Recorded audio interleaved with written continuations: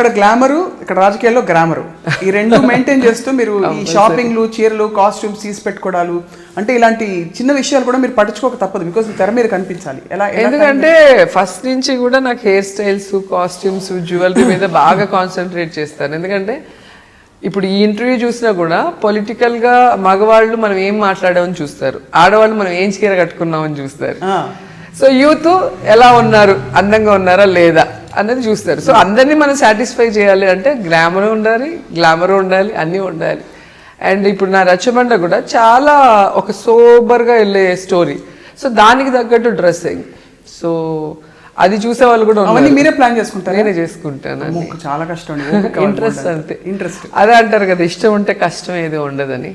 So నాకు ఇష్టం, నాకు ఇంకా వేరే అవగేషన్స్ ఏమి లేవు. ఇది ఈ రచ్చబండ అండ్ పొలిటికల్ రచ్చబండ అంటే చూసుకుంటూ అంటే ఆ టైటిల్ ఎందుకు పెట్టానంటే రాజశేఖర రెడ్డి గారు సో మనం ఇంత చేసిన ప్రజలకి ఎందుకు మనకి ఇంత ఓటింగ్ తగ్గింది. యాక్చువల్గా ఓటింగ్ తగ్గింది అంటే అప్పుడు మహాకూటమి ఒకటి, పిఆర్పి ఒకటి, బలమైన కూటమి పిఆర్పి ఉండగా గెలవటమే పెద్ద విషయం. ఆ టైంలో ఎంత పొలిటికల్ గేమ్ జరిగిందో మీరు చూశారు.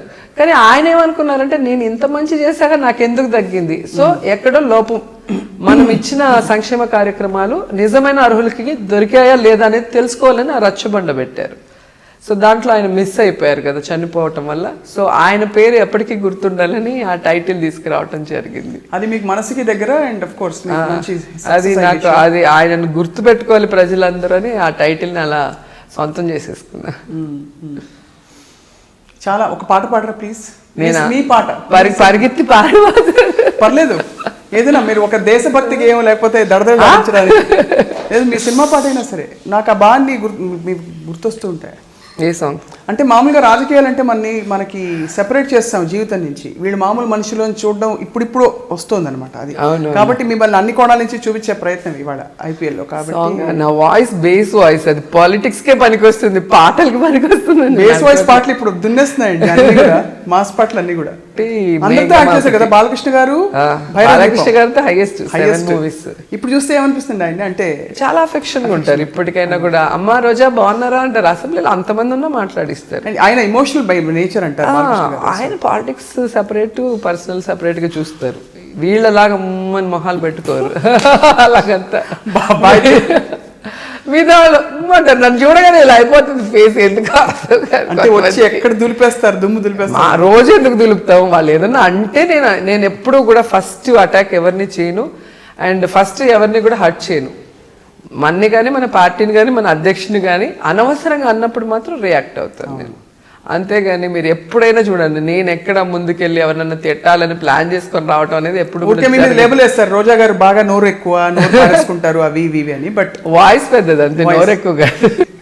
డాన్స్ బాగా చేయగలను, పాటలన్నీ మనకి రాదు. నాకు పిచ్చి డాన్స్ అంటే. సో ఇప్పుడు కూడా పాట వేస్తే అసలు ఆగలేదు. మీరు చూస్తుంటారు కంపల్సరీగా నా డాన్స్ చూడటానికే ప్రతి ఒక్కరు స్టార్టింగ్ నుంచి చూస్తారని మా డైరెక్టర్ కంపల్సరీగా డాన్స్ చేయాలంటారు. ఎప్పుడైనా నాకు ఈరోజు టైర్డ్గా ఉంది వదిలేండి అంటే, అయ్యో దాన్ని చూడటానికి ఎంతమంది ఉన్నారమ్మా, డాన్స్ లేదు లేదు అసలు లేదు. నేను కూచిపూడి నేర్చుకున్నాను చిన్నప్పుడు, 4th క్లాస్ 5th క్లాస్ చదివేటప్పుడు. ఇప్పుడు ఒక 1 year అంతే. దానికి దీనికి సంబంధమే ఉండదు, న్యాచురల్ గా వచ్చేది. సినిమా డాన్స్ కి క్లాసికల్ డాన్స్ కి సంబంధమే ఉండదు. సో జబర్దస్త్ లో కంపల్సరీ సాంగ్ డాన్స్ వేయిస్తారు. అండ్ నేను రష్మి చేస్తే మా ఇద్దరి కెమిస్ట్రీ బాగుంటుంది.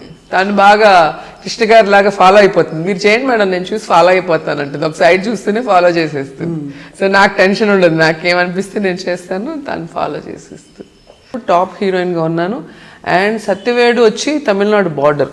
ఇప్పుడు తమిళనాడు బార్డర్ ఉన్న అన్నీ కూడా నాకు ఈక్వల్ క్రేజ్ ఉంది, తెలుగు అండ్ తమిళ్. సో ప్రచారం కోసం నన్ను తీసుకెళ్ళటం జరిగింది.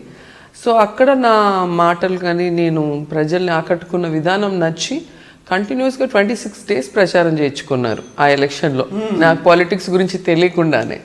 సో అలా అలా సరదాగా స్టార్ట్ అయింది నా పొలిటికల్ ఎంట్రీ. కానీ ఆ టైంలో నిజంగా నేను చెప్పగలను, చంద్రబాబు నాయుడు గారు చాలా మంచి అడ్మినిస్ట్రేటర్ అనేది నేను కూడా ఒప్పుకుంటాను.